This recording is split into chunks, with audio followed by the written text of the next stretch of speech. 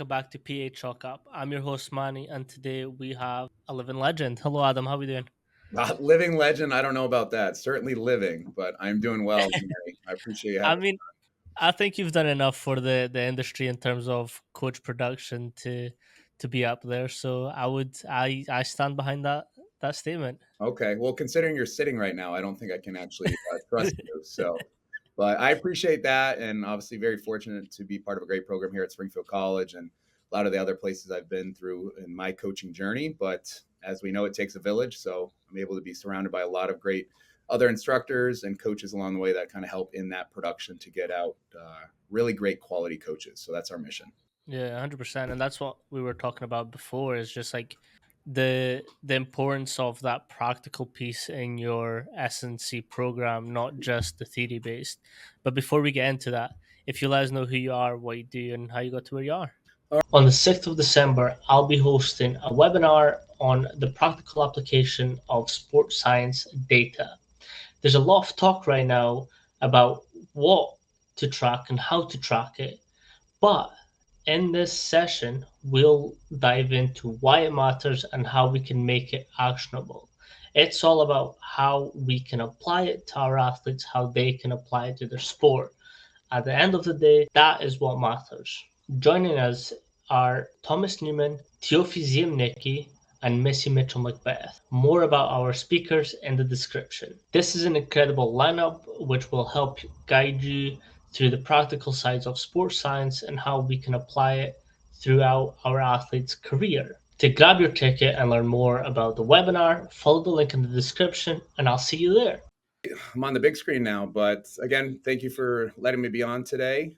My name is Adam Feit, and I am a fourth year assistant professor in exercise science at Springfield College, based out of Springfield, Massachusetts, also known as the birthplace of basketball. And if you're listening or watching this podcast, also known on the inside of the cradle of strength and conditioning coaches. So we've been very fortunate over the many, many years prior to me being here, going for my PhD, now instructing also as an undergrad, to really have a wonderful exercise science program, both at the undergraduate and graduate level. And so in my roles here currently, classes change a little bit from time to time, but I'm currently working as our fieldwork coordinator for our strength and conditioning programs, both at the undergrad level in our concentration, and now at the graduate level, working alongside my wife, Mary Kate Feit, who, shameless plug, I think you should put on the podcast too, because it's going to bring a very unique, different Let's do dynamic it. there. Yeah. Let's do it. And Dr. Brian Thompson, who I believe was, 2021 Strength and Conditioning Coach of the Year from the NSCA. So that's our kind of a grad program,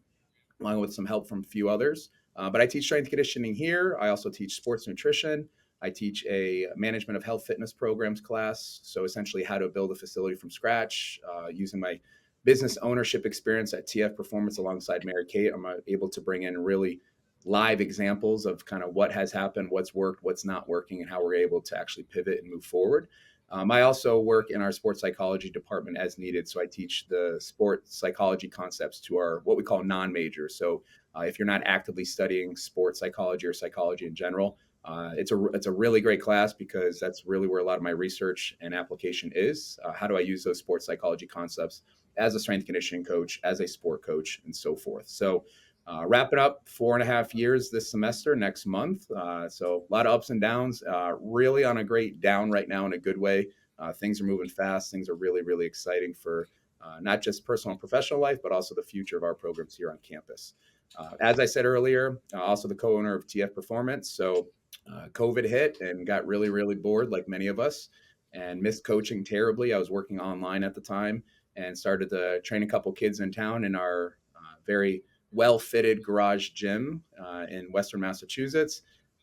And legend has it, 4 kids went to 30 kids, 30 kids went to 60 kids, and all of a sudden 60 kids led to our town inspector knocking on our door and being like, what are you doing in here? So we've since grown that space. So we've got a nice little slice of heaven, as we say, 2,000 square feet behind an indoor soccer facility about 2 miles from our home, about 15 minutes from campus, where we see upwards of almost 200 kids per season now in our seasonal athletic performance programs. So alongside my teaching roles, I'm also doing that as a co-owner at the business, coaching a few nights a week, working with our dads. We have an adults program in the morning. So my wife and I split our responsibilities there. And then in terms of how I got here, really, bringing the family along for the ride, we've got a 12-year-old son and a 10-year-old daughter. So they've been part of every single journey. And I think one of our kids actually took their first steps in the gym. So when we talk about we do what we love and we love what we do, and it's something that's very athlete centered or family driven, we really mean that. So I'll work backwards. I don't want to take up too much time. Actually got a little flack from some of our members about how long my bio is. But before I came to Springfield College, I was working full time as Precision Nutrition's head strength and sports psychology coach. So I was involved in a lot of curriculum work towards the end of my tenure there. Also worked in our level 2 master certification program. So I really enjoyed my time there, learned a lot about how to coach, how to communicate, and a shout out to everybody that was there and is still there about really shaping how the best way to communicate with clients. So I was there for about a little over 5 years, I think. And then prior to that, and also in the middle of between, I was a co-founder of Reach Your Potential Training with Bobby Smith out in New Jersey. Amazing opportunity. Again, something very similar. Started with 7 girls were rehabbing torn ACLs from Bobby's wife, Dr. Sharon Wentworth.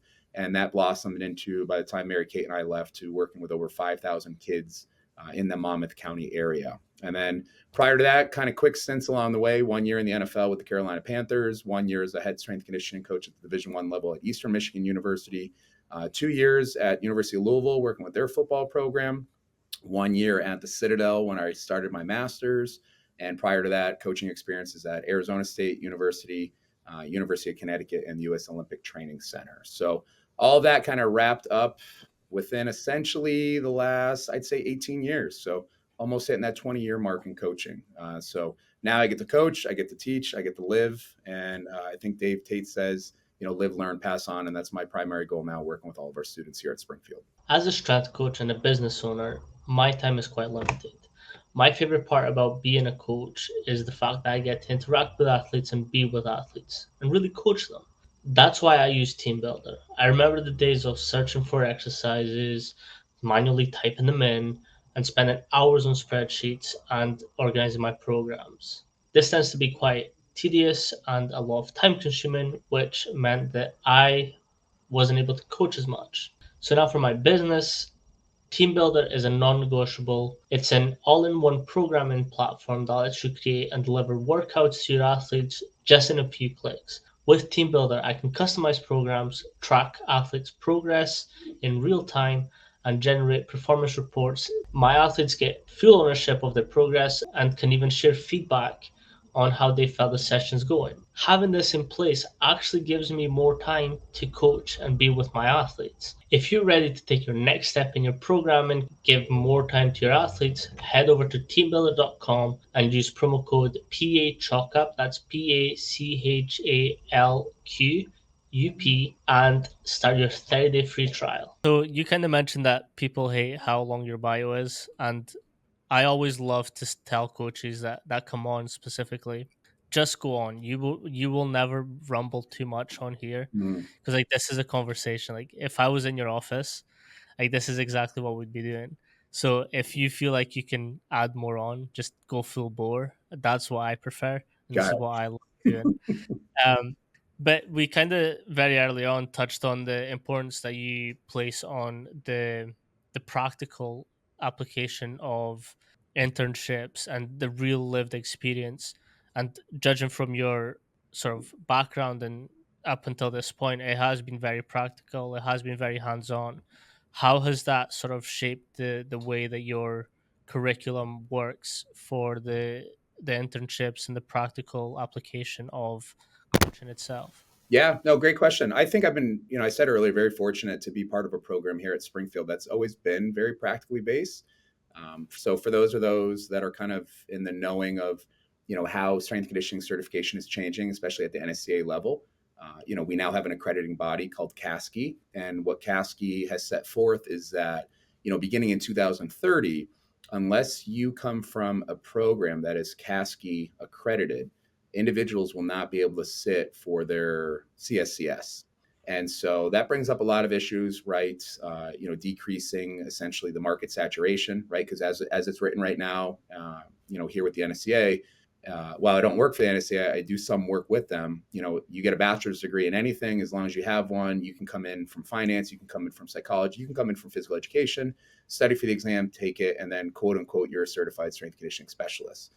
So there's a lot of value to that, right? I see, and that's kind of the battles I'm facing now, where I've got some great students in some competing programs. Maybe it's PE, maybe it's movement studies, and they don't really know they want to be a strength conditioning coach until it's too late. And so we're trying to navigate exactly how that looks, when it looks, and if we can help those students. But as it's written, we were the first program to actually be dual accredited, both at the undergrad and graduate level. And again, that's a testament Wow. to people like Dr. Margaret Jones, who's been at George Mason for a number of years. She was, I think, just received the Sports Scientist Award of the Year for the NSA last year. She was my undergraduate advisor.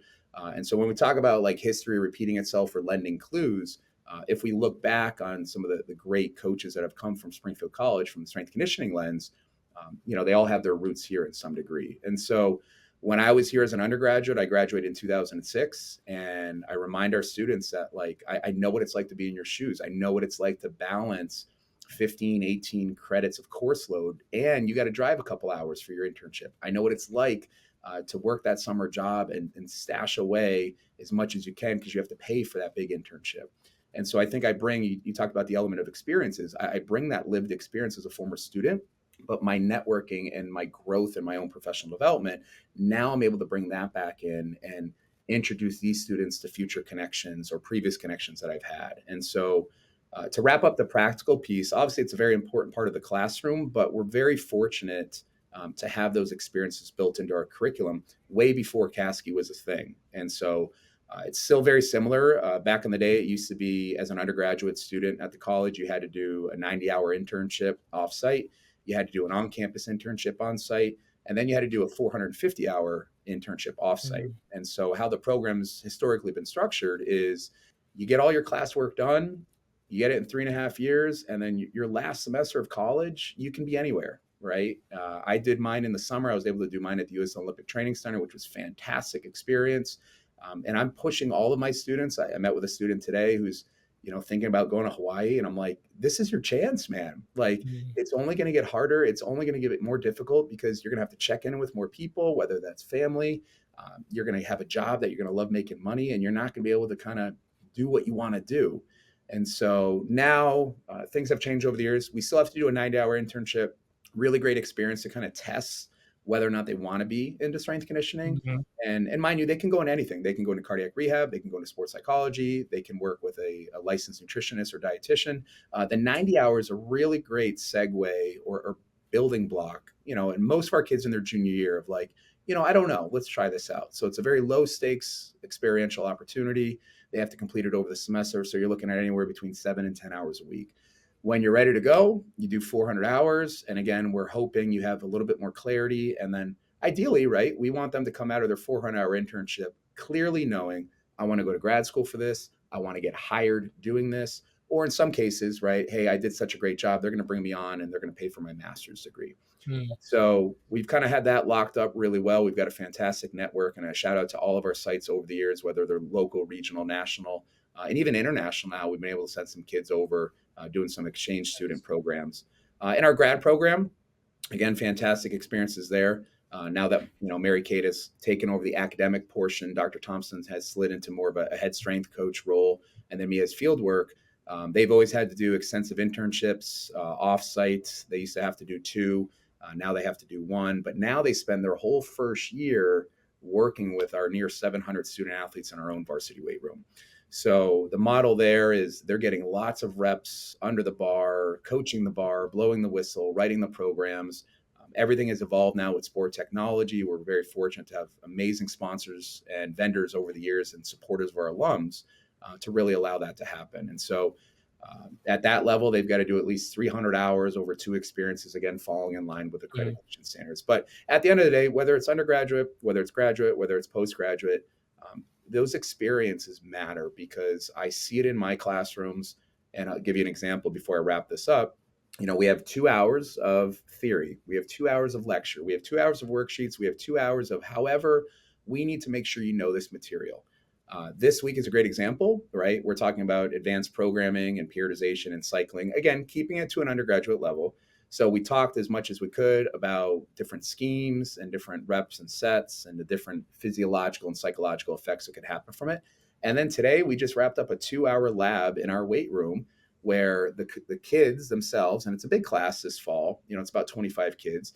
They're getting experience coaching each other in the warm-ups. They're getting experience coaching each other in the sessions. And we did a huge module on kind of advanced training techniques. So everything from contrast training to complex training to more advanced and specialized methods, to getting them to understand this is what you see on the screen. Again, this is what it looks like in real life. And then we'll come back, we'll give them a reflection activity over the weekend. We review it on Monday, and then we're right back into our next module. And so I do everything I can. We talk about it. I don't think there's a lot of people out there that are doing anything about it. But if we're going to Mm-hmm. talk about bridging the gap between theory and application, between textbooks and coaching, you got to find people that have walked the walk. And this is a challenge for all the institutions of higher ed. Like, find those people, they're out there. Extend a hand Mm-hmm. out to those strength conditioning coaches. They want to get teaching experience because they're learning as they get older. They may not want to be in the weight room 12, 14, 16 hours a day, right? It is nice shifting to a classroom. You get to meet other people, you get to take a different approach. And so those experiences are out there. You just got to go out there and find them, and you got to make the most of them if you want to be successful in this field. 100%. On that, I will tell you something that you might find very frustrating. So I kind of alluded at the start that my program wasn't, say, the best at teaching S&C. Like, it was a bachelor's specializing in S&C, Mm-hmm. but we spent an hour class, like just a single hour, on periodization, um, different populations. That was all in the same class, and that was the only class that we got. One class. Sets, reps, one class, 1 hour. I do six. I learned, this is my fourth year teaching it. We now have 6 classes just for periodization, programming, and planning. And everybody kind of they're all different things. So Mhm. I'm sorry you went through that. You should probably consider our new program. And I think we have seats available in the spring. So like a lot of the things that I have learned is from like speaking to other coaches, like the mentorship program at UW that I did with Brandon Chu. Mhm. That taught me as well. Like Coach Mac went through it. I constantly pick Coach Age's brain about it, and it's just, but it's come from like me wanting to know more. Like I read a lot as well, so like that has helped. But just to hear that, I'm like, there is some little hope for the industry where it's a very fast paced industry and it's kind of saturating, and a lot of the education hasn't come from practicing SSC coaches, it's come from Mhm. researchers, Mhm. where like if we're looking at research, like everything is controlled, everything is accounted for. So when you then get into the field, but you've read all the research papers, all the textbooks, but a kid comes in is like, yeah, no, I can't squat, I don't like squatting. Yeah, What do but you the do? textbook, You're yeah, gonna not exactly. squat? Are you gonna not train lower body? Right? I've been there. Like, I've been in the NFL, and my vets were like, "Yeah, we're not doing that."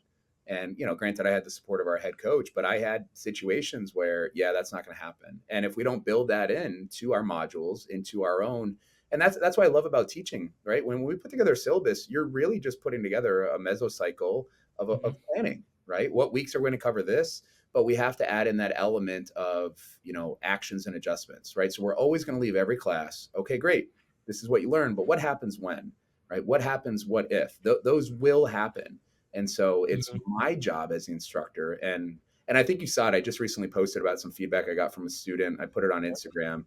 um, it's not to like flex how proud I am of what we're doing and why we're doing it, but it's to remind coaches and teachers that, like, they don't get it, right? So yeah, so if they can see it, right? This was a student that was a good student, wasn't the greatest, right? Didn't show up to class all the time. And I learned this from Dr. Thompson, but like, everybody blooms eventually, right? They Mhm. figure it out. And so that was a welcomed addition to my inbox yesterday. And I said, and I put it at the top, I forget exactly what I said, but essentially like maturity plus what did I say? Maturity plus time. Yeah. So maturity, when kids mature and it takes them a little time, and you divide that by the ability to reflect, now you know what you did and why you did it and why I was doing it the whole time.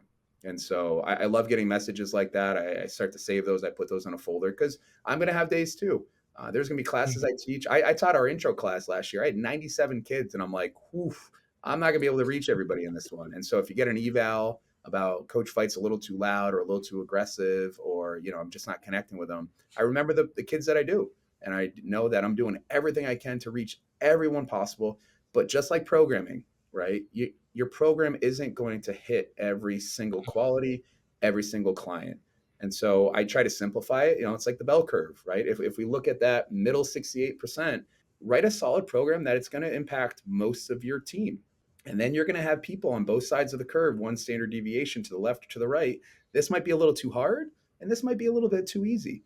How do we work Mhm. in those rules of three? And when we write, when I coach them, I'm like, okay, that's great. But what happens if going deep hurts them? You have to have a different lateralization or regression. So it's really, really important that we put that practical piece into our lectures. Hopefully, it's more than one, Mhm. because I think the kids, and I want to believe that, like at the end of the semester when those evals come in and that's used, I'm a junior professor, so I've got to work my tail off to get tenureship, and even in the higher ed system, they're getting rid of that.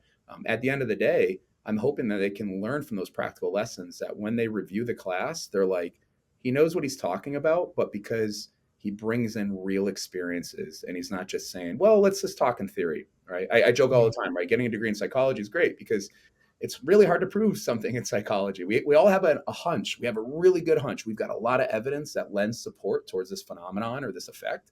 At the end of the day, we're doing everything we can to understand human behavior. And if there's any parents listening to this, that can change like an instant with your kids. So blending that piece into the programming, into the professing, I think that's what's really going to bring that level.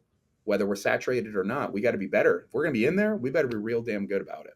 100%. This kind of ties in with the sports psychology and the psychology element of the weight room as well. Is like when you pair those two together, you're assessing more than just what's happening in the gym. Like I don't know if like this is true for you too, but like as soon as someone walks in, I give them a little fist bump. The amount Mm, of energy I'm getting from that fist bump indicates whether it's a good day or it's a bad day. right. Then it's on me to, as a coach, to be like, okay, if it's like a little half-assed fist bump, I'm like, the fuck is wrong with you today? Right, right, right. And then it opens that door and it lends itself to them communicating. And again, same with students. I remember like I was going through some tough times at university, and one of my lecturers, who's funnily enough this sports psychology too, he was like, "Yeah, let's go grab a coffee." And like me and Jim just had a coffee. We spoke about what was going on. I went out of that feeling better because I was like, okay, Johnny really helped me. He understands the situation, so he's at least going to cut me a little bit slack when it comes to this. Yeah. And then that made me feel great because like I'm not having to have like the assessment pressure and the pressure of what's happening all come in at once. And like as a coach, I hope and aim to provide that for my athletes too. It's a door for them to be able to talk. And I think to add to that, I won't go into too much detail, but if you ask the right question, that will bring you to the door and their answer will kind of bring you into the room, right? Because sometimes as coaches, and go back to programming, we write a good program. And I think that's the easiest part of our job. And for those Hmm. that disagree with me, I think you're wrong, right? It's not hard to get kids faster. It's not hard to get kids stronger. I think of the toothpaste analogy, and I can't remember the person that came up with it, but often when you're working with young kids, I've got young kids. When we get a new roll of toothpaste, they just squeeze anywhere and anything comes out, right? Their performance gets better wherever they squeeze it. But as you start to roll through that toothpaste, you have to be a little bit more direct and focus on where you squeeze it, and then you're rolling it. And that's when you're working with advanced athletes, right? You have to be better, you have to be smarter, you have to take different approaches. But and the idea of questioning and answering as a coach, regardless of your constraints, I got not enough time. I have too many athletes. I have teams back to back. And I worked with, I'm doing some consulting with an organization right now, and I was interviewing for another position in the organization. And I talk about this idea of like reaching out when you've clocked out. Hmm. As a professor, on my Monday schedule, I may only be actively teaching 8 to 10. It is my job to notice things in the classroom. It is my job to recognize people's presence. I recognize when they're not there too, and my students know that, right? but it's also my job to go above and beyond, but it's not above and beyond. It's standard practice for me. So if I Hmm. notice that they weren't there, I'm going to send a follow-up message. Or if I go across campus and I go to the dining hall or go get a coffee and I see them, I am going to pull up a chair and I'll be like, hey, I missed you this morning. What's going on? Why don't we grab a chat, right? Here's my office hours calendar. Let's get a link on the thing. Let's just chat things out. So I think wherever we're going, back to your analogy of the door, are we going to ask the right questions? But I think before we ask those questions, we have to be aware of what's happening. And I Hmm. come back to that all the time, right? We want to take action. We want to make change. Are you even situationally and environmentally and emotionally aware of what's happening? And once we can improve our awareness, we can take a more directed approach to actually making an improvement. And that's coast to coast with internship education that I'm working on right now with a working group, with working conditions, with a labor group, with, you know what? I've been teaching the same class objectives and course description for 3 years. This thing is outdated. We got to change this. But I need to be aware of what needs to be changed, and now I can change it for the future generation. That was something else that I was going to get into, and I know for a fact that in the UK, to get something changed on a module, just on a single module on a single week, it's a whole ordeal because they have to rewrite the whole program, get it approved. How is that process for you when you're seeing something is dated, but Mhm. then you're having to sort of be like, okay, this is dated. I need to change this because this is what's now happening in the Yeah. field. So we have a lot of academic freedom here at our college and university. We have complete instructor autonomy where I can't change the course description. I can't change the learning outcomes for the students, but I can change how I deliver that and how I Mhm. assess that. And so that's what I've been able to do. And I say this all the time, right? Once you know the rules, you can break them. Is I know the rules. I have to cover this, right? They say registrar says I have to cover this. I can choose how much to cover. I can choose how I'm going to assess that. So whether it's a practical coaching application, whether that's a quiz, an exam, or a case study, that's up to me. What takes me a long time is if I want to change all of that. So let's say, for example, in my strength conditioning class, it's a little bit outdated. Some of the terms aren't used as much. Now with accreditation, we're not meeting some of those outcomes. I can still teach those outcomes. So we call those kind of hidden outcomes. So let's say I have outcomes 1 through 7. I think we need 8 through 10. I'm going to put those in there. I'm going to say, hey, look, we're going to cover this stuff. We're going to eat our vegetables, so to speak. But I need to make sure you know 8, 9, and 10. Now I can do that however I want. I can change that on a whim. I go into our learning management system. I can update that accordingly. Where I need to get it on the official basis is putting them into our curriculum system, and that's up to a year in advance. So we just Mm. wrapped that up here at our college. My first time going through it, I wanted to make a change to our course. And then I wanted to make a change to essentially our strength conditioning concentration or minor, so to speak. And it takes a full year. So I put in this big proposal. I send it to my department head. That goes up to the dean. They give me an A-OK. Then I got to send it into the official system, provide proof, explain why. They'll go to a whole committee. The committee will review it. Then it'll go to the provost. Long story short, I won't see those changes if they're approved until the fall of 2025. But it Wow. doesn't mean I can't start teaching that now. I just have to leverage my time because kids think there's so much work, right? I literally have them in my strength conditioning class. I have them less than 4 hours. I have them for 3.5 hours a week. That is it. Mhm. And how our kind of university system works is for every hour of class, I can, within like financial aid regulations and all that, I can give them up to 2 hours additional work. So if you take a 3 credit class, your professor can give you up to 6 hours of work and you can't complain about it. You can't moan and whine and gripe about all the work. I only get you for 3 hours a week. Like, what the hell else am I supposed to do? You think I can teach you everything in 20 slides on periodization? You're out of your mind. So Yeah. I faced those battles too within my class, and here's where I went off the script too. After my first 2 years of teaching, right, I it finally sat in that it was an elective for our exercise science students. Not everybody wanted to be a strength coach, right? Just like we talk about coaching, right? You're going to bring the energy, you're going to fist bump, and you're going to set the tone. Some people are just going to have to get through the workout. That is what it is, right? As I get older and I train older individuals, and I'm an older individual, I'm realizing that not everybody can thrive on a bunch of nose torque and salts and a slap at the tail and energy drinks, right? There's just some days you just got to get in and punch in and punch out. Mhm.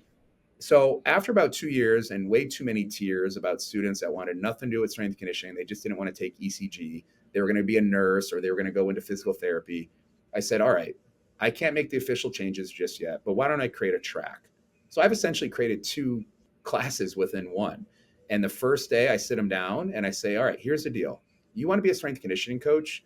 You're going to do the live track. You're going to live this. I'm going to show you how far the rabbit hole goes, as Morpheus said in the Matrix, right? Which pill are you going to take? I'm going to hold you to a higher standard. You're going to write more in-depth programs. You're going to do 12-week programs instead of 4-week programs. You're going to look at some additional resources. I'm going to teach you everything I can.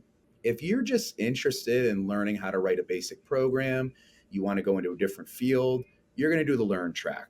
And so the exams will be similar, but I'm gonna weight them a little bit differently. Your programs don't need to be as intense. You don't have to show me all principles of specificity and training, but it is going to be a little bit easier. But I'm Mhm. meeting you where you are at.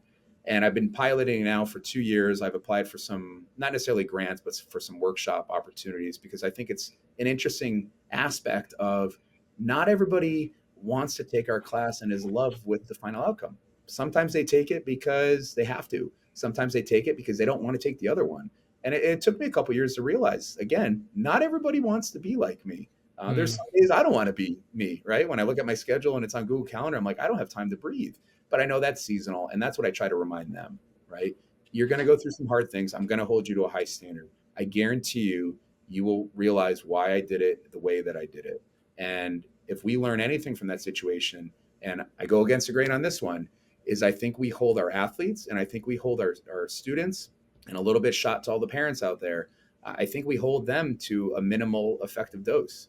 We try to do Mm. everything like it's an in-season program. We try to do the bare minimum to learn. We try to do the bare minimum to write a program to get the effect that we're looking for. We try to do the bare minimum not to mess up our kids.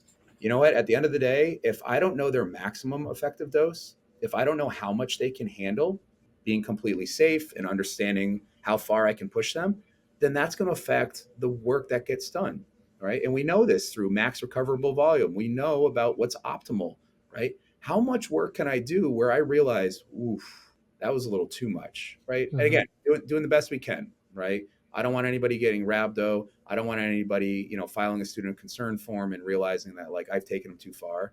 But I am going to push, and when I push you to that line, I'm going to say, you know what? See that next one? That's over there. We're going to go to that line next. And that's sports psychology is we are constantly goal laddering. And I want them and I give them time at the end of the semester. And I say, reflect on where you started. Look at how far you've come. Celebrate your strengths and successes. Because guess what? The end of this road right now, this is the beginning of the next road. So whether it's a job, another internship, or in grad school, you are way further than you could have been if I just gave you what I call the BAMs, your bare Mhm. accepted. If all you do is the minimum, that's all you're ever going to get in life. And I think it's up to us in a position of teaching, coaching, parenting, even spousing, right? Iron sharpens iron, right? And we have to make sure we find ways to sharpen each other. And I will not apologize for that in my classroom or in my weight room, in my business or in my family. Nor should you, because I do think people are getting softer in the sense that they just want to accept the easy work and not have to work for something bigger than what they are and could be. Mm-hmm. Now, I get in trouble about this too, and it's like when I was an intern, like I went in with the thought process that I'm going to make them remember who I am. Mm-hmm. And even at university I did the same. If I'm paying for a university degree, I'm going to make sure I get all my money's worth. Like at the end of each class I sat back for 10, 20, half hour and asked questions. I asked follow-ups. I would send my lecturers so many fucking emails Yeah. that it kind of got annoying for them, but at the Right. same time it's like if I'm here I'm going to do this right. Yeah. So And like, yeah, sort of. you have to, right? And so I just pulled up like a quick calculation. I do this at the beginning of every semester too. I say it is not cheap, guys. Mhm. You think just because you're not paying for it because there's a loan or a grant, you are paying for it. And so I break it down to the hourly rate where I said, okay, over the course of the semester, 15 weeks, we're going to spend about 3 hours a week together. Let's assume for easy math, a college credit at our institution right now is $1,500. I know it's a little bit more, but for ease of math, so you're paying $4,500 for this class. And we're going to subtract and we're going to multiply and we're going to divide. You are paying me $100 an hour to give you what you deserve. And if you ever leave my classroom feeling like that was a waste of money, I have failed you as an instructor, right? There are going to be days where I'm hot. There's going to be days where I'm really hot. And there's going to be days where I'm lukewarm. But at the end of the day, I got to reflect on and I got to be like, that was a good class. Or, you know what? We definitely got our money's worth. Now, again, ebbs and flows, just like periodization, right? You have to be mindful of that. But the key part is there is making sure that they know I care, right? They Hmm. know that I value the time that they spend. Because my class right now, it's 8 a.m. Imagine being a senior in university right now and you got an 8 a.m. class, and then I'm in your face, right? You are here. You might as well be here. Like, are Hmm. you engaged? Are you 10 toes to the floor? Are your eyes up? And I think that's a big misconception about, like, again, learning opportunities and environments, right? I'm not up there the whole time lecturing, right? We're doing active discussions, we're doing jigsaws, we're doing a lot of, what they call pedagogical instructional techniques. Hmm. We have to blend different ways of kind of meeting them where they are, but where I want them to be. But at the end of the day, back to what you talked about, like remembering them, that's the number one thing I tell my interns at my facility. I said, yeah, you can get an A, you can get a B plus, you can do a good job. I'll pay you, I'll give you a bonus, I'll pay for your cert, whatever. How do I know, or how will you know you did a great job? Because when you leave our gym at TF Performance, the kids still ask about you, or the Hmm. parents are saying, "Hey, is Coach Emily coming back?" Or is how's Coach Joe doing? Right? You want to make your legacy left. People remember you when you're gone, and I say that to everybody. And we talk about it all the time. Like, leave it better than how you found it. When we're setting up agreements, if we go to a new association, we go to a new site, we go to a new gym, a new school, I want them to call me and email me and tell me I will take a Springfield kid 100 times over again. And if I don't get that email, if I don't get that phone call, then I am going to dig a little bit, and I'm going to be like, and it may not be the best experience, right? We have that too. Sometimes you do your best with pairing them up with somebody that you think is going to do a great job, and life happens. I get that. But there's nothing that gets me more fired up than when I get a letter or a DM on Instagram, what an internship's like. Hell yeah, brother. Like, send me everybody you got. If this kid was this good, I can't wait to see who else you got. That's Hmm. what I'm talking about. That's how you measure success. It'll be rewarding as well for you to be like, I've invested this amount of time into that person. This is my reward. Yeah. And if it's not, and I've been there too, right? We're very much more on the positive end, right? In Vegas, we're much more in the black than we are in red. Unfortunately, not really in Vegas, but in the real world of this. But those opportunities do come up, right? And when I don't hear about that, I am going to check in. I'm going to go above and beyond and not just give them a grade. And I'm like, hey man, and it's little as this. We used to do midterm evals, and it was like, all right, do the eval. How'd you do? And that was it. We moved on to the next student. If we're seeing like not the greatest evaluation of our students and coaches, then we got to intervene and saying, hey, what's going on here? You had a strong start. And I think that's the problem with like formative and summative assessments is like, if you just wait until halfway, if you just wait Hmm. until the final eval, and I hate it here too, right? We every May we have to put together 10 to 15 pages of all the stuff that we did in academia, and then we meet as a formal evaluation. Hey man, look, I'm going to check in with you as often as I can when I can, and I'm going to give you feedback right away. So if you're coaching in my gym and it's trash, I need to tell you that right away because I can't wait 4 more weeks to your midterm eval to tell you, I really want you to improve on X, or I think you could do a better job at Y. If I'm Hmm. watching it and we build in more mindful, or my wife calls them purposeful observations. I'm going down to the varsity weight room today, like today in an hour, I'm going to head home and go get the kids. Today, I'm purposely observing these two individuals and I'm really explicitly looking for this behavior or lack thereof of this one. That way, her feedback is more directed, it's more targeted, and at the end of the day, they get something that they probably wouldn't have gotten if it was more globalized. I'm just kind of hanging out. What's the vibe? How's the lift going? Hmm. Did anybody get hurt? Was there good flow? Yeah. The thing as well is like when you're in those situations, and I've helped SSC coaches in gyms that I've worked at, and it's like a modified feedback sandwich. Sure. If an athlete is doing something well, praise them, and if they've got some work-ons, then you would give the work-ons, and if something else was wrong, then you'd probably give that or give them some more feedback. But it's like the intervening part of it. It's like if it's something like very that they're putting themselves in harm's way, stop them immediately and go Yeah. correct it. If it can wait till the last rep, then we can wait for that. If it's something that's like I've got this saying is like I'm being very anal about it. Like I'm Mhm. being like I know you've got that extra little little thing in you, but it's just it can wait. I'll Mhm. probably give you at the end of the set when you've rested, because it's not that deep. It's just Yeah. me very picky. And it's the same thing in the coaching feedback, right? So our company, we have a partnership, excuse me, with a very high level club soccer team. You know, my son plays for them. You know, ranked very high in the state, big group. So we have some coaches. They do some on site like speed and agility work before practice. And this one team, who happens to be my son's team, essentially they're after practice, right? So it's coaches. I feel you, right? Like doing any type of really true awesome work after practice is always tough. And so I hadn't been able to observe because I was at the facility. So it was the last week. We're, promoting our program for the winter. I said, I'm going to go and just kind of hang back. And I'm watching it unfold. And I know where they started. So I know it's gotten a lot better. I also know it can get a lot better too. But I'm Mm, seeing that from a lens of almost 20 years of coaching. If my first year out of college coach is doing it, managing the group well, I'm going to celebrate that.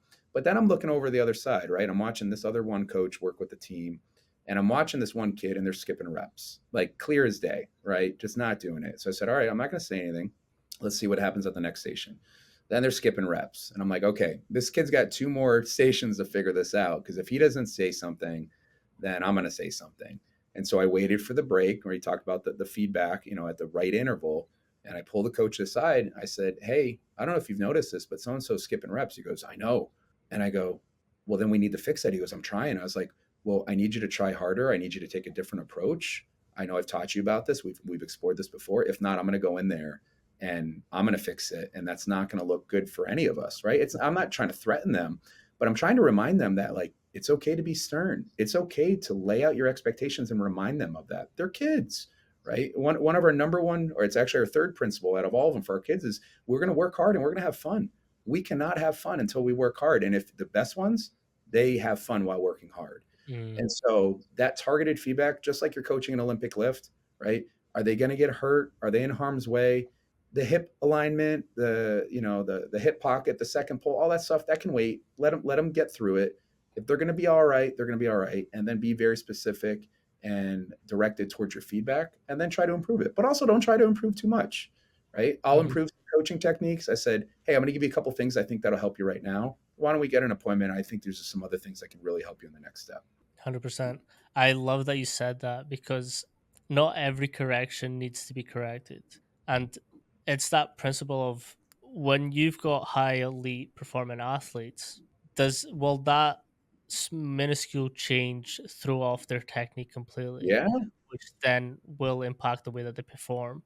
And then it just trickles down into winning, and then And is it worth it? seasons. Is Right. it I, worth I can talk so much about, make sure your first step goes forward and then you watch what happens in the game. And Lee Taff will talk about the plyo step. They're going to take a false step. The body is going to naturally adjust into the position that they need to maximize its levers and angles, right? I can say, hey, bring your chest a little bit more forward over the bar, get a little bit more proud torso, whatever the case may be. And then when it's on the line and they've got 150 kilos on the bar and they need this to hit 3 white lights and go to Pan Ams or Nationals, they're going to resort back to the thousands of, this comes all back to motor learning. This comes Mhm, all down to proper sequencing and teaching. At the end of the day, how can I move my athletes? And really now that I'm in coaching development, we've seen that 4 grid matrix. How do I move them from unconsciously incompetent? They have no idea how bad they are. They have no clue, right? To unconsciously competent, where they are so good that they're not overthinking it. They're not mhm, overanalyzing it. They have or been executing the technique. And that's where a lot of the work in psychology comes into play is, when am I delivering feedback? What type of feedback am I giving? How am I showing them previous evidences of success so that I'm reminding them, you've done this before, right? You were doing it over there in the 4v4. Now the field's a little bit bigger, right? Now we're at 7v7 or 9v9 or 11v11.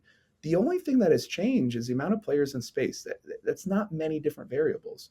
So it's important that, again, we remind them of that, but let them know that, like, this is going to take some work. And mhm. we are behind the scenes. We're right next to you. And we're right in front of you at some points, helping you and guiding you down this path. But back to your point about discovery, the older I get and the more physical education based our programs become, I realize that, right? I want the kids to explore. It's the long term athletic development model. I want my coaches to explore. If I go out there and try to create carbon copies of me, and I've learned this as a business owner, We have standards and principles, right? I want to make sure you can command a group. I want to make sure that you're positioning yourself so everybody can see you. I want to make sure that the way we teach exercises and the way we call exercises are the same. However, just like programming, this is the recipe. These are the ingredients. You figure out what works your coaching style and philosophy the Mhm. best. You might be a coach that is lots of energy and you won't shut up. I'm not going to be worried about that. You might be a coach that doesn't say much in the big group setting, but you do really well in those one on one or small group situations. I'm not going to say anything about that. At the end of the day, back to what you said, are they fist bumping you on the way out? Are they following us on social media? And are they signing back up again? Right? Mhm. These are all indicators of success, and we can measure them in a lot of different angles and varieties. Yeah, I spoke to two psychologists recently, and we sort of like accumulated this into like a dimmer. So it's kind of me and who you have at the door, and like dimming yourself, or like dimming or obviously going up on what they're bringing to the table. So if like they come in one day and they're hype, I'm turning that dimmer all the way fucking Mm-hmm. up. Mm-hmm. If they come in and that dimmer is very low, I'm going to match them and like help them sort of pick back up and bring back up. Because like it's it's all fine and well to be like hoorah the whole time, but Mm-hmm. sometimes like a kid that's had a rough time, he doesn't really want to hear that. No. And that on the same time, if like you're being a hard ass all the time and your kid has had one of his worst days in life at that point, you're going to be the asshole that makes it even worse. Yeah, and that goes with being a parent, right? The helicopter parents, the bulldozer parents. My wife jokes, all the time about like, oh, Adam's here, but you wouldn't know it because he doesn't sit with us, or in the stands or whatever it is. And I'm like, I want nothing to do with that, right? I'm a really outgoing, personal person, but when I watch my kids play, I don't want to talk to anybody. I want to be there as a father, and I want to see them execute and make mistakes. And when they come into my truck, when we pack everybody up, one of the first things I say is, man, that was great watching you play today. Has nothing to do with the goals, has nothing to do with the headers, has nothing to do with the crosses, any of that. My kids are both soccer kids in the fall. Um, and then if I know I they had a usually, tough day, I usually have this joke where I ask what soccer is. and then you would say, obviously, it's a real football. And then I would say, I would agree with you because I don't know why we call American soccer, right? But I go back to that idea of like, and I learned this as a presenter. Imagine, and I'm very hard on myself, right? I want to make sure I re-listen to the podcast. What were my filler words? Did I go on too many tangents? I'm very critical, and I think our worst critics are ourselves. Ourselves. Yep. But I remember coming off a talk, and it was a big organization. I think it was actually, I did some work with the FBI, and it's just a completely different stage. And I remember coming off and just, I should have done this. I should have done this. I should have done that. I didn't do this, that, the other thing. And one of my buddies was like, hey, like, I'm not going to hit you with any feedback. Like, you just absolutely obliterated yourself. Why am I going to give you other things to consider right now in this moment?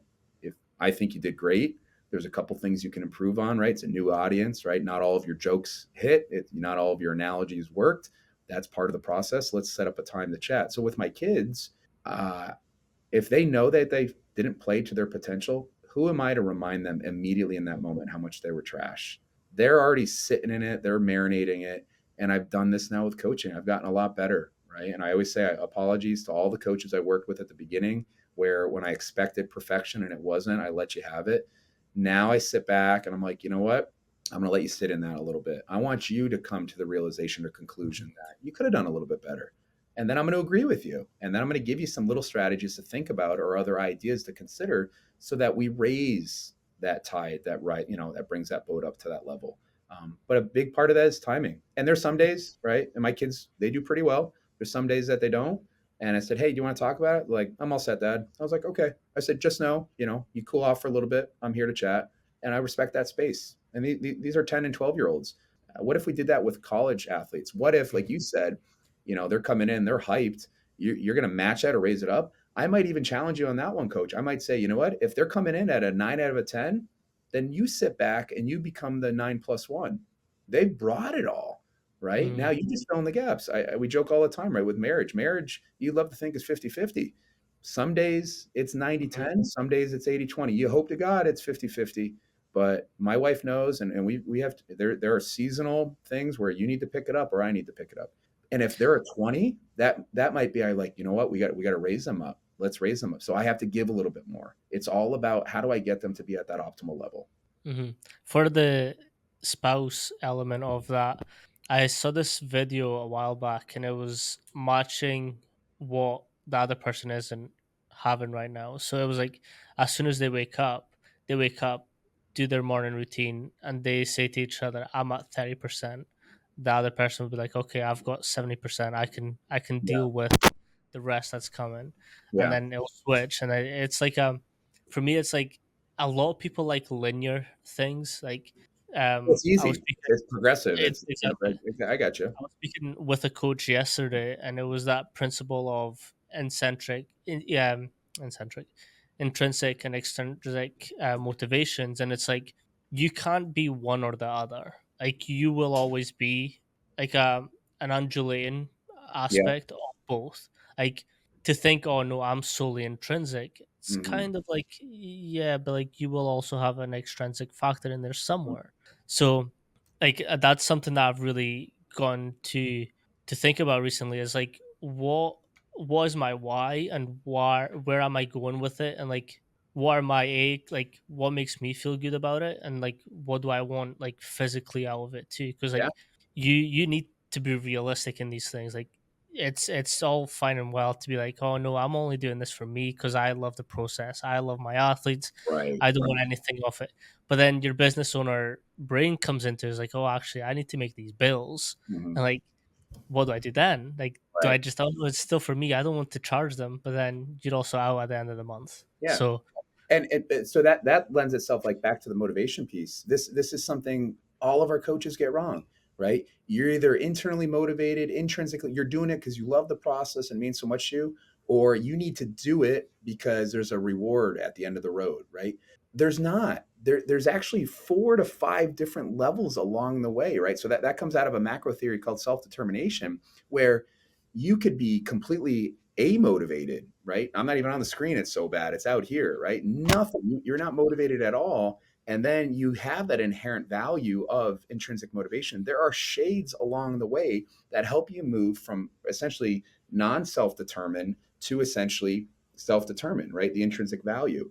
And we have to take that same approach with coaching, right? It's called continuum based coaching or spectrum based coaching.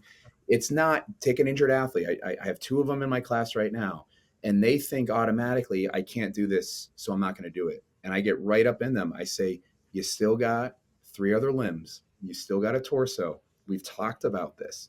It's the same thing with motivation. Again, this takes time. How do I understand the athletes? What's the culture like with the sport coach, et cetera, et cetera. But at the end of the day, it's not this or that. It's not black or white. It's not right or wrong.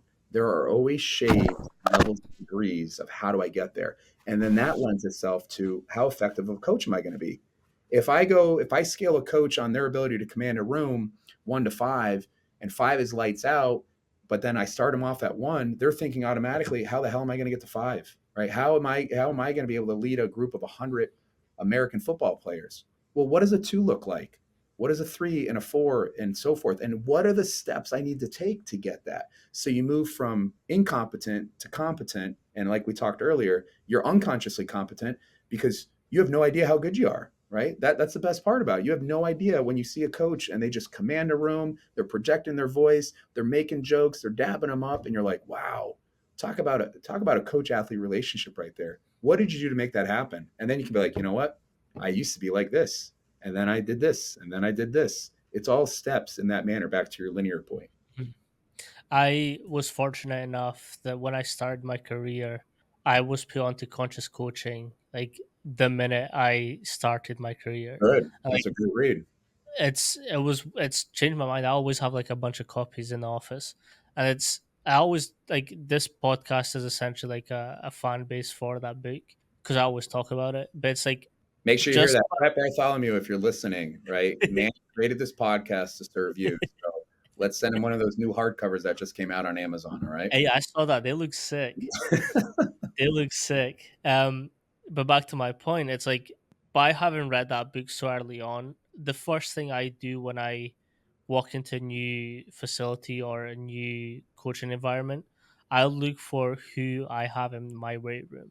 Like I'll never forget this. My first day at UW, I was D line and O line, so I'm 5'8". I'm fucking tiny compared to these guys. Mhm. One of them was like What's 5'8" in centimeters? So for our English friends, 171. okay, just want to make sure we're inclusive of everybody. So American football, soccer. I just wanted to throw it back at you. Not everybody knows what Yeah, 5'8" is. but in the UK we are inches and stuff like that as well. So it's a weird one because they use all, and it's weird. Welcome to the One world. thing, one thing I never got used to though is pounds. Ah, I Oh, hated it. come on, I hated it. come on. 454 grams. What's so hard about it? Exactly. One of my athletes came up to me. Was like, "Oh, what do I have in the in the bar?" And it was like first thing in the morning. I was like, "I don't know. You tell me." So like we got a chuckle out of it. But the thing, like, it's I identify who I have in the weight room, and then I try and see who I can influence. My first day at UW, this big Samoan guy was in my rack waiting for me, and I was like, "Oh fuck!" And this was just me expecting like big guy Samoan, just like tough as shit.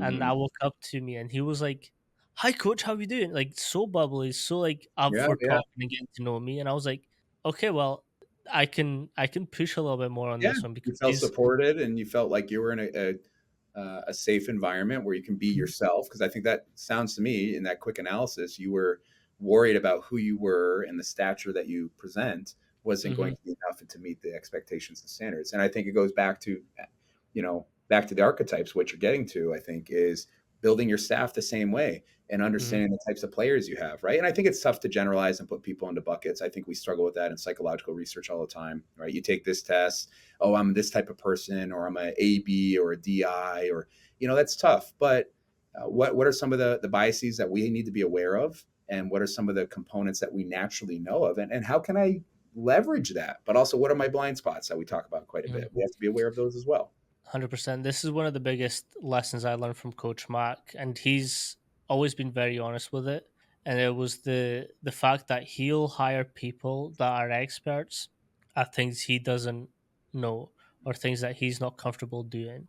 And like that, to me, shift that perspective of what's like, okay, I'm hiring the best, but not just the best that fits my style, but stuff that I'm actually lacking in, so Hmm. that my program can grow.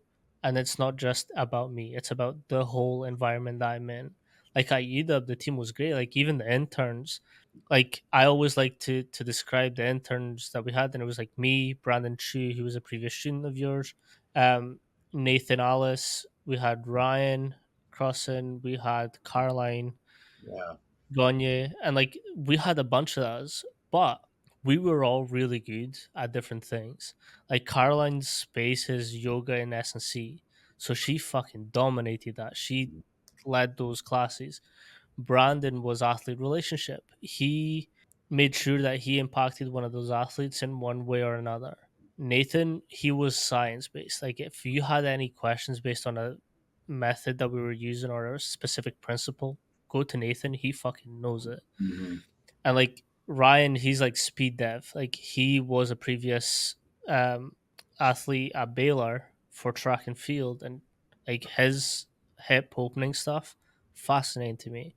And that was like, give me a cue, I will simplify it so anyone can understand it. yeah, Like I was good at talking to the athletes and making sure that they understood what they were doing.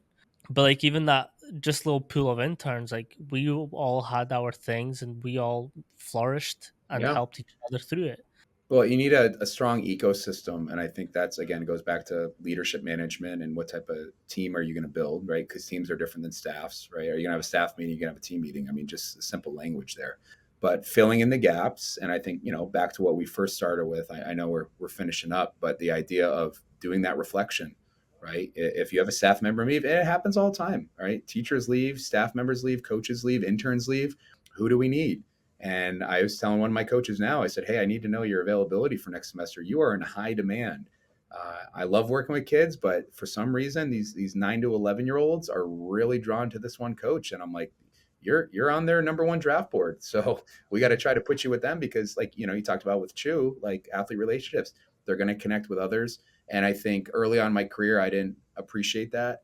When I saw other athletes talk with other coaches, I felt, again, it's the idea of imposter syndrome. It's the idea Hmm. of why are they talking to me? We all go through it and it never leaves us, right? Every time I get on a podcast, I'm like, oh man, this is the one they figure me out that I'm a complete fraud. Like he is going to unravel me in front of everybody. And he's international. So this is going to go even further. I'm never going to get a speaking gig again.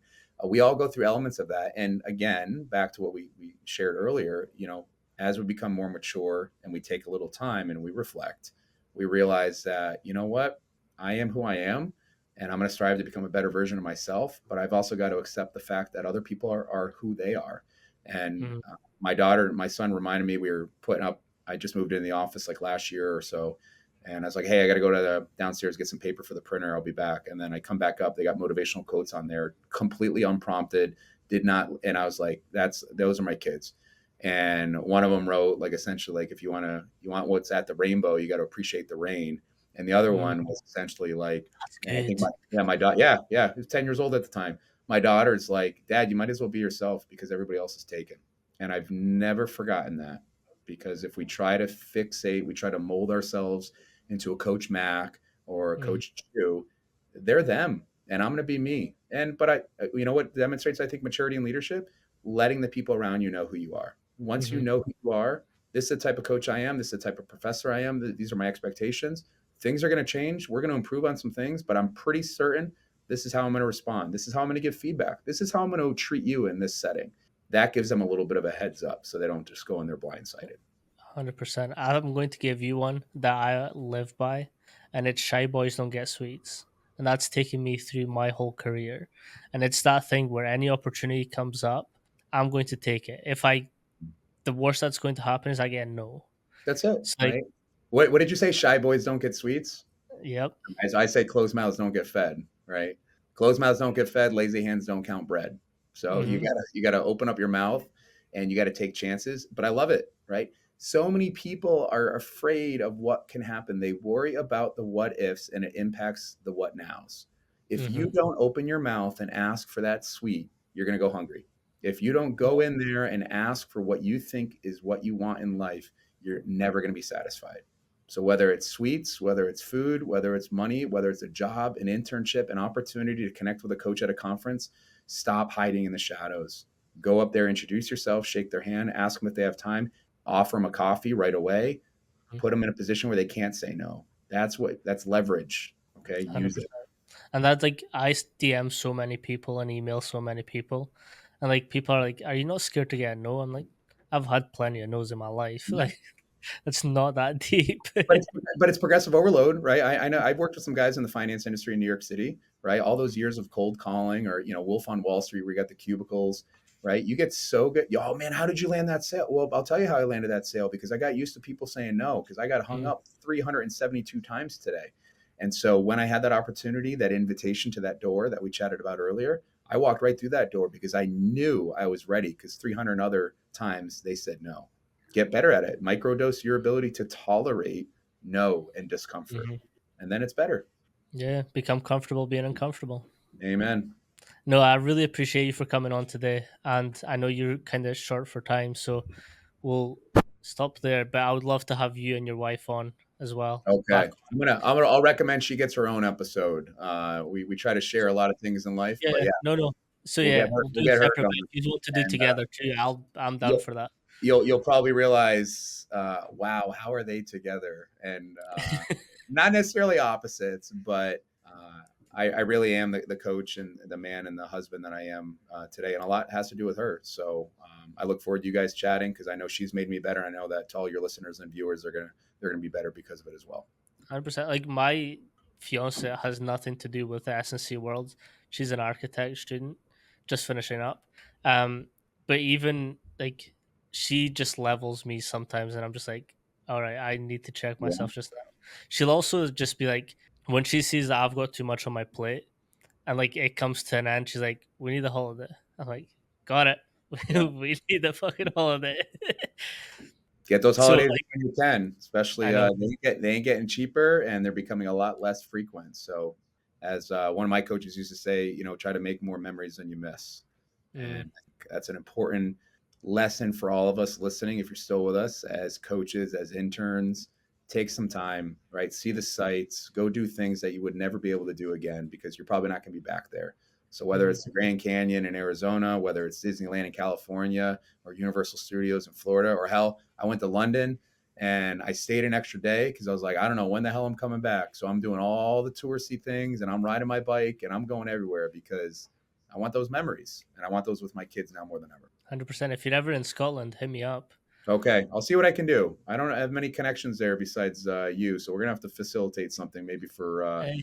a travel visa, work grant, proposal. I don't know. I'll figure something out. Let's do it. No, Awesome. I do really appreciate it. If you want to plug your Instagram and business and where anyone can find you. Yeah, not much. I am pretty active on it, especially during school year. So my personal Instagram is AE Feit. So my last name Feit. You can see it right there.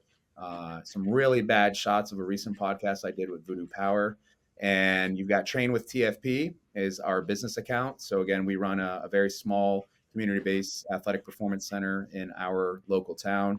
A lot of coaching development, adult groups, kids groups, elite athletes, college and university athletes when they're back home. And within that, we're able to contract our services to local area clubs and organizations. So pretty active on both of those. Hit me up. I will get back to you. If I don't get back to you, I will get back to you. A lot of balls in the air. Haven't dropped one yet. So let's keep it going. No, I appreciate you. All Thank right. you. Thank you, coach. Peace.